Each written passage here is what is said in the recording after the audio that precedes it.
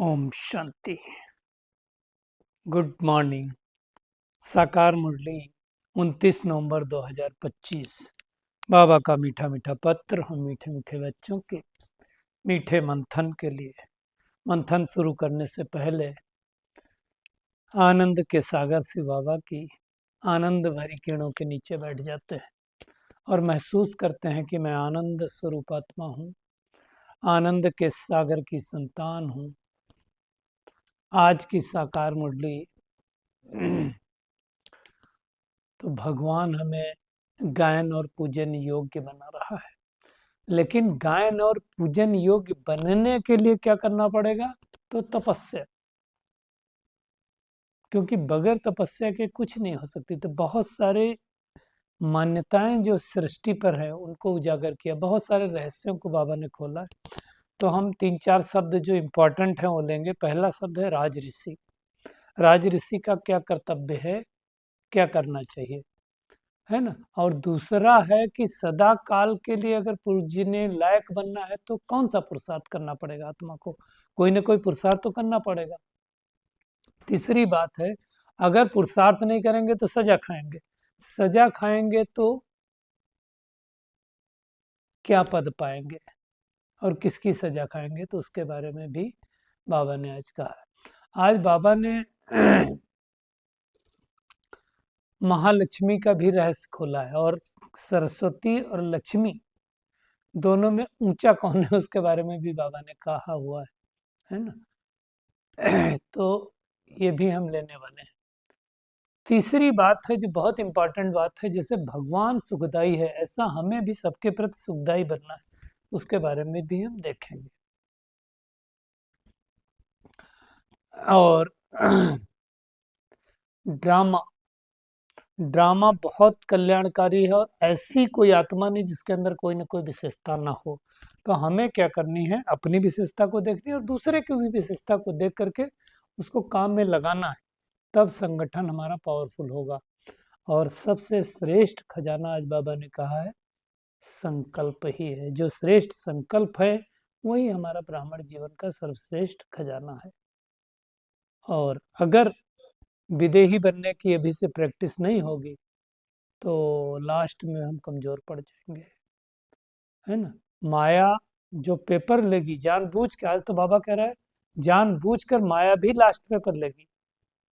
जैसे कई बार आता है ना मुरली में कि बाबा कहता है माया से कि तुम माया बेटी जा करके ये करो, तो उसके बारे में बाबा ने कहा है। आज एक और बात बाबा ने कहा है जो राखी बांधने के ऊपर है, जो मुझे लग रहा है आज जो चल रहा है बाबा के घर में उसके थोड़ा सा अगेंस्ट है।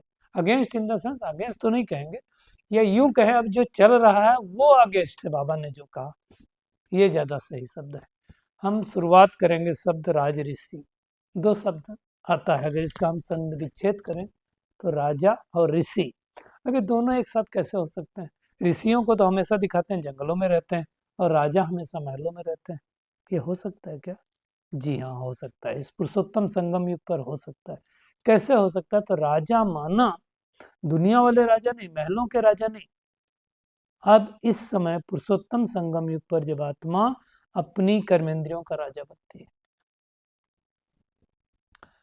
मन बुद्धि संस्कारों की राजा बनती है, स्थूल 5 और सूक्ष्म 3 सबकी मालिक, है ना।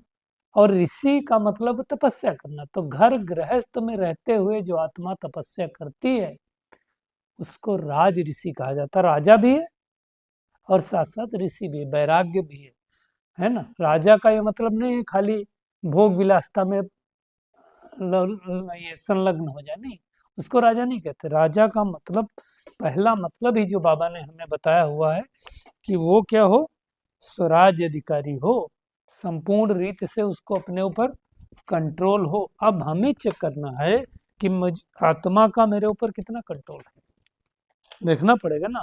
अगर मेरा कंट्रोल मेरे ऊपर नहीं है तो मैं स्वराज अधिकारी नहीं हूँ, तो मैं राजा नहीं हूँ। राजा तो उसको ही कहेंगे ना जिसका कंट्रोल हो। और जिस डिनास्टी का राजा अगर अधिकार में नहीं है, मतलब राजा के पास कंट्रोलिंग पावर नहीं है, रूलिंग पावर नहीं, सॉरी।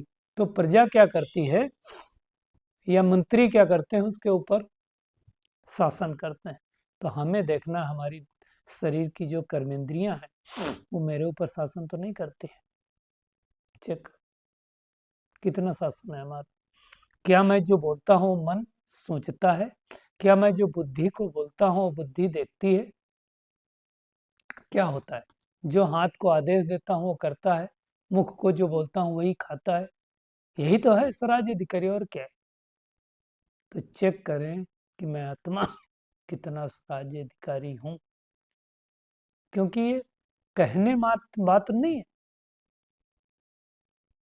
और अगर हम स्वराज अधिकारी नहीं होंगे तो विश्व राज्य अधिकारी कैसे बन पाएंगे? तपस्या करने का केवल ये मतलब नहीं हुआ कि जा करके हम सुखासन में बैठ जाएं और बस राम राम राम राम रटते रहें और घंटों बैठे रहें, 2-4 घंटे भी बैठे रहें, उसको नहीं कहते हैं तपस्या। तपस्या मानना ही है कि हमारे मन बुद्धि संस्कार परमात्मा की याद में बदलें। तपस्या का मतलब ही है कि हमारा मन परमात्मा में लगा रहे। तपस्या का मतलब ही है कि हमारे अंदर कोई न कोई परिवर्तन दिखाई दे, तब कहेंगे उसको तपस्या, नहीं तो फिर तपस्या नहीं है ना। तो हमें चेक करना है कि क्या मेरी तपस्या वास्तव में चल रही है, क्या मेरा मन बुद्धि कांस्टेंट है, मन बुद्धि हमारा लग रहा है कि नहीं लग रहा है। क्योंकि बाबा ने आज कहा कि तुम्हारा कर्तव्य है तपस्या करना, तपस्या से ही पूजन और गायन योग्य बनेंगे। अब पूजन, पूजा किसकी होती है? जो संपूर्ण प्योर होगा उसकी पूजा होगी ना, जो शिष्टाचारी होगा उसकी पूजा होगी, सबकी तो नहीं होगी। गायन तो बहुत सारे, गायन तो बहुत सारे लोगों का हो सकता हो, लेकिन पूजा सबकी नहीं होती। तो गायन से ऊंचा है पूजा। हालांकि कुछ ऐसी आत्माएं सृष्टि पर हैं जिनका गायन पूजन दोनों होता है। आप श्री कृष्ण का देख लो, गायन पूजन दोनों होता है। तो वो हमें करना, और पूजन लायक कौन बन सकता है, उसके लिए भी बाबा ने आज कहा कि हम पूजन लायक कैसे बन सकते हैं। तो पूजन लायक बनने के लिए क्या करना पड़ेगा हमको? आत्मा की ज्योति सदैव जगी होनी चाहिए। जितनी ज्योति जगी होगी, जितनी परमात्मा को याद करेंगे, उतना आत्मा सतो प्रधान बनने का पुरुषार्थ करेगी। और जब आत्मा सतो प्रधान बन जाएगी तो पूजन लायक तो बन ही जाएगी ऑटोमेटिक। चेक करना पड़ेगा। क्योंकि आज बाबा ने कहा जो अभी गफलत करेगा वो फिर पीछे रोएगा। रोना मानना क्या? पद नहीं मिलेगा, सजाएं भी खानी पड़ेंगी, पद भी भ्रष्ट हो जाएगा। बाबा ने कहा मुंह ऊंचा भी नहीं कर पाएंगे, लास्ट में तो साक्षात्कार होगा। इसलिए बाबा कहता है मीठे मीठे बच्चों पुरुषार्थ कर पास हो जाओ, जो कुछ भी सजा नहीं खानी पड़े। आप सोचो, किसी का पिता मान लो कोर्ट का वो है, जज है, तो मैं ये कह रहा था अगर किसी का पिता जज हो कोर्ट में और वो आत्मा को किसी कारण बस सजा हो जाए और उसका केस उसके पिता के ही कोर्ट में चले, उसका पिता कैसे सजा देगा, उसको कैसा लगेगा? सोचो, उसका भी चेहरा तो झुका होगा लेकिन देनी पड़ेगी सजा। ऐसे भगवान कहता है कि आप सोचो, सजा खाई तो पूजे कैसे जाएंगे, सजा कैसे देगा धर्मराज? धर्मराज कौन है? ब्रह्मा बाबा धर्मराज बनेगा ना, तो कौन सजा देगा? आप सोचो, साक्षात्कार भी होगा, अब ऊपर कुछ नहीं होने वाला, सब कुछ नीचे होगा। बाबा कहता फिर पद भ्रष्ट हो जाएगा, हम ऊंचा नहीं कर सकेंगे, इसलिए बाबा कहता है मीठे मीठे बच्चों पुरुषार्थ करके पास हो जाओ, सजा ना खानी पड़े ना। और एक बहुत इंपॉर्टेंट बात यह है कि सजा खाई तो हम पूजे नहीं जाएंगे, पूजने लायक नहीं बनेंगे।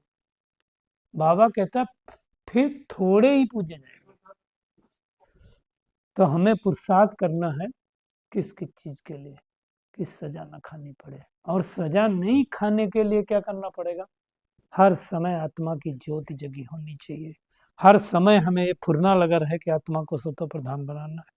तो 3 बिंदी पहले भी बात हुई है, मैं आत्मा बिंदी हूँ। मेरा पिता बिंदी, और जो बीत गया वो बातें बिंदी बीती। एक्चुअली मेरा व्यर्थ संकल्प क्यों सबका चलता है, हम सबका, क्योंकि हमको पुरानी बातें याद आती हैं बार बार, और पुरानी बातें जितनी ज्यादा याद आएंगी उतना ज्यादा तकलीफ होने वाली है ना। क्योंकि अभी देखो, मैं आपको एक सूक्ष्म साइंस की बात बताता हूँ। होता क्या है कि जैसे मान लो कोई परिस्थिति आई, पहले भी शायद बताया था, एक हमारा ब्रेन में एक पार्ट होता है एमिगडेला। जब जैसे कोई इमरजेंसी आती है, तो जैसे आप दुनिया में क्या बोलेंगे, चौकीदार समझ सकते हैं हम सब, सिक्योरिटी गार्ड समझ लीजिए। मान लो किसी बिल्डिंग के नीचे पर एक सिक्योरिटी गार्ड बैठा है। अब वो सिक्योरिटी गार्ड किसी भी कारणवश कुछ हुआ बिल्डिंग के अंदर, तो वो क्या करेगा, चिल्लाएगा, है ना, इमरजेंसी इमरजेंसी, सायरन बजाएगा, ये सब करेगा, है ना। अब वो इमरजेंसी क्रिएट करना, तो ऐसे जब परिस्थिति आती है तो हमारा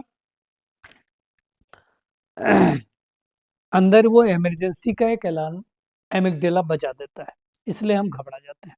अब क्या होता है, दूसरा एक पार्ट है प्रीफ्रंटल कॉर्टेक्स, जिसको बोलते हैं सीओ, है ना, CO of this brain. Brain का वो सीओ है, मालिक है। वो मालिक क्या होता है, वो आदेश देता है, अरे भाई, एमिगडेला को बोलते हैं तुम क्यों परेशान हो रहे हो। तब वो बोलेगा ऐसा ऐसी परिस्थिति आ गई, इन्होंने आकर के मेरे को उल्टा पुल्टा बोला, इन्होंने आकर के मेरे को गुस्सा दिया। तब सीओ बोलेगा गुस्सा दिया, कोई बात नहीं, आपके अंदर नहीं है, परेशान ना हो, हम हैंडल कर लेंगे, टैकल कर लेंगे। जैसे सीओ ने ये बात कही, वो शांत हो जाता है। ऐसे आप दुनिया में देखो, जैसे बच्चा होता है, बच्चे को क्या हुआ, मान लो खेलने गया और कुछ लोग बहुत परेशान कर रहे हैं, है ना। अब बच्चा बहुत परेशान हो गया, किसी ने उसको छेड़ा मारा या कुछ किया, तो बहुत परेशान होगा, चिल्लाएगा, मम्मी पापा के पास जाएगा। मम्मी पापा क्या बोलेंगे, चिंता मत करो, मैं उसको डांट दूंगी, समझा दूंगा, मैं उसको उसको सजा दूंगा, वो बच्चा शांत हो जाएगा। ऐसे हमारा एमिगडाला है, उसका वो रोल है।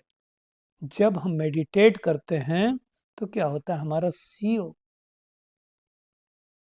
प्रीफ्रंटल कॉर्टेक्स, वो क्या होता है, आपका पावरफुल होता चला जाता है। और जितना जितना सीओ पावरफुल होगा, उतना उतना एमिगडाला शांत होता जाएगा। तो ये सारी बातें समझना है हमें, इसलिए गफलत नहीं करनी, आत्मिक स्वरूप का अभ्यास करना है ना। आत्मा सितारा है, ये समझना है। स्वामी विवेकानंद और रामकृष्ण परमहंस को भी बाबा ने याद किया कि देखा, रामकृष्ण परमहंस का बताते हैं ना कि देखा स्वामी विवेकानंद ने कि उनके अंदर से आत्मा निकली और उनके गुरु के अंदर से, और उनके अंदर प्रवेश कर गई। तो क्या समझा विवेकानंद ने कि वो मेरे अंदर समा गई। अब आत्मा कोई अंदर आके समाती थोड़ी है, वो तो जाकर के दूसरा शरीर लेती। ये तो खाली साक्षात्कार हुआ, साक्षात्कार की बात है। तो ये सारी बातें समझना मतलब उस स्वरूप में टिकना।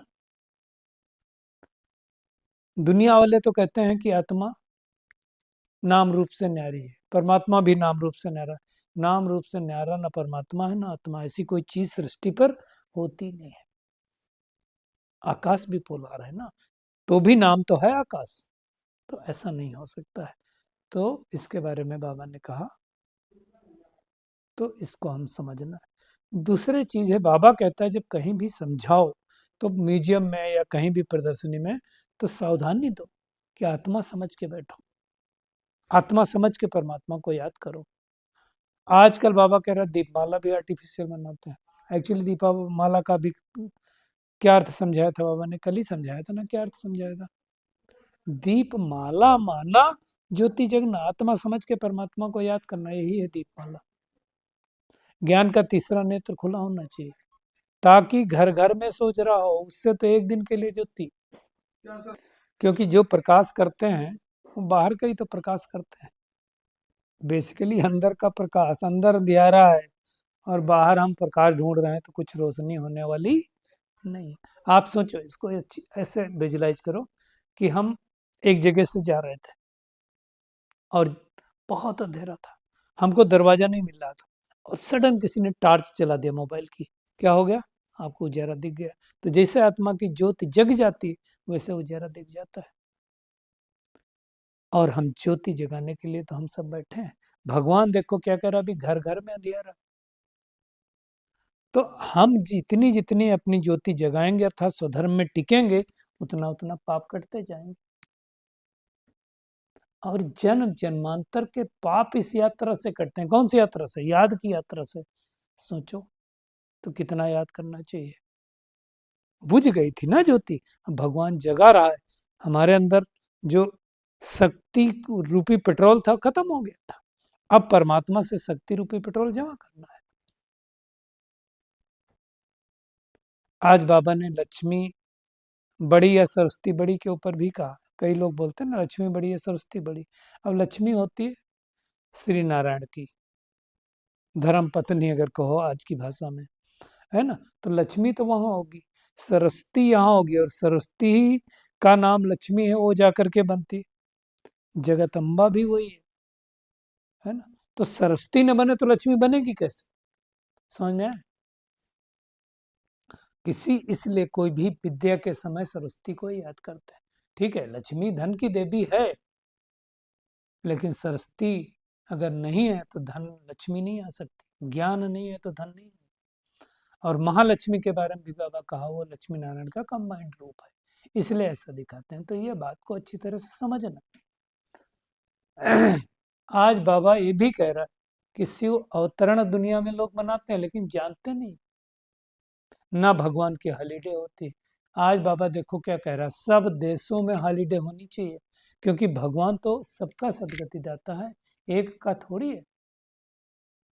न उनका जन्म का दिन है, न उनका आने का दिन है, न जाने का दिन है, सब शिवरात्रि कहते रहते हैं। यहाँ तो कोई जन्म लेता है तो क्या करते हैं, छठी मनाते हैं ना नामकरण के लिए। तो ये सब बातें अच्छी तरह से भगवान आकर के समझाता है। एक्चुअली कारुण्यसन को भी बाबा ने कई बार कहा हुआ है कि जिस दिन लक्ष्मी नारायण राज सिंहासन पर बैठते हैं उसी दिन कारुण्यसन मनाते हैं। लेकिन आज दुनिया में सबसे ज्यादा धन लक्ष्मी से मांगते हैं। लक्ष्मी का चित्र रख लेंगे थाली में और मांगते रहते हैं, लक्ष्मी तुम्हारा भला करेगी। ना पैसा लक्ष्मी बाबा कहता देती थोड़ी है, भावना की बात है। जैसी जैसी जिसकी भावना होती है उस अनुसार उसको मिल जाता है। बट स्थायी सुख तो हम बच्चों को ही मिलता है, और वो भी आधा कल्प का, 1-2 दिन का नहीं। लेकिन अभी हमें क्या करना है, अभी अगर ज्ञान आ गया, समझ आ गया, तो भक्ति का भी वैराग्य हो जाना चाहिए, क्योंकि दुनिया बदलने वाली है, पैराडाइज आने वाला है, बैकुंठ आने वाला है ना। तो ये बात अच्छी तरह से समझ करके हमें पुरुषार्थ करना है। आज बाबा एक बहुत अच्छी बात बता रहा है कि बाप तो सदैव बच्चों के सुखदायी होते हैं। ये बात आप उठा करके देख लो, कोई भी बाप बच्चों को तो सुख ही देता है ना, दुख तो नहीं दे सकता। और सारी दुनिया में माथा भी हम किसके लिए मार रहे हैं, जितने लोग भी माथा मार रहे हैं किसके लिए मार रहे हैं, बच्चों के सुख के लिए तो मार रहे हैं। किसके लिए मार रहे हैं, कोई दुख के लिए तो नहीं मार रहा है। सबको पूछो इतना क्यों कर रहे हो, तो कहेंगे बच्चों के लिए कर रहे हैं। बच्चों के लिए गुरुओं के पास जाते हैं, साधुओं के पास जाते हैं, बच्चा होने के लिए भी जाते हैं। कैसे भी करके बच्चा हो जाए, वारिस आ जाए, मिलके दे करके चले जाएंगे। तो बाप कभी भी बच्चों को दुख नहीं देंगे। आज बाबा कह रहा है, इसको नोट करके रखना, इम्पॉसिबल है दुख देना। भगवान अंग्रेजी में कह रहा है बाप बच्चों को दुख दे, ये इम्पॉसिबल है, वो तो उनको मिलके देगा। और रही बात, अब जो फिर अगर बाप दुख नहीं देता तो फिर विनाश क्यों हो रहा है, तब बाबा समझा रहा है कि विनाश सुख के लिए है। नहीं तो मुक्ति, जीवन मुक्ति मिले कैसे, बताओ कैसे मिलेगी। इस सृष्टि पर सृष्टि का परिवर्तन नहीं होगा तो सुख की दुनिया आएगी कैसे। इसलिए डरने की कोई आवश्यकता नहीं है, सुख के लिए। लेकिन ये बातें सबको समझ में नहीं आएंगी, जो गरीब हैं, अबलाएं हैं, कुब्जाएं हैं, उनको ही समझ में आएगा। बड़े बड़े लोगों का तो अभिमान रहता है, इतना अभिमान रहता है कि भाई वो आपके साथ बैठ नहीं सकते। उनको खराब लगता है कि हम रोज जाएंगे, लोग क्या पूछेंगे, इनके पास आ रहे हैं, ये समझा रहे हैं। पद पोजीशन का बहुत लफड़ा रहता है। आज काली को भी याद किया। बहुत सारे लोग होते हैं सन्यासी जो काली को पूजा करते हैं। क्यों? इस समय सब बिकारी हैं इसलिए काली। आत्मा काली तो काली, इसको समझना। सत्युग में कोई काला नहीं होता, सब गोरे होते हैं। तो अच्छी तरह से समझना है। बाबा ने आज राखी के ऊपर कहा, जिसको मैं जरूर टच करूंगा, कि पहले तो ब्राह्मण राखी बांधने के लिए आते थे, शास्त्र सुनाते थे ना। फिर अब बच्चियां जाती हैं। बच्चियां मतलब बाबा की बच्चियां, बहनें जो समर्पित है। बाबा ने कहा, देखो अंडरलाइन करना, तुमको तो राखी उनको बांधनी है जो पवित्रता की प्रतिज्ञा करें। प्रतिज्ञा जरूर करनी पड़ेगी। ये मुझे नहीं लगता है, मुझे जानकारी नहीं है कि कितनी बहनें ऐसा बोलती हैं कि तुम पवित्रता की प्रतिज्ञा करो तो हम राखी बांधेंगे। ऐसा तो होता नहीं है। बांध देते हैं, टोली खिला देते हैं कि हमने इतनों को राखी बांधी, उसकी फोटो डाल देते हैं। बट भगवान क्या कह रहा है उसको समझना है, सुनाना है। किस लिए राखी है? आप देखो, दादियां जाती थी, दादी गुलजार का एक अनुभव आप देखेंगे यूट्यूब पे मिल जाएगा। वो गई एक जगह राखी बांधने के लिए, एक भाई के पास, डीएम था वो। तो उन्होंने कहा कि राखी बांधने के बाद नॉर्मली क्या होता, सोचती बहनें आई तो कुछ खर्ची दें। तो उन्होंने कहा, दादी ने उनको कहा, मुझे नहीं चाहिए ये सब। बोले फिर क्या चाहिए? बोले मुझे 5 खोटे सिक्के दे दो।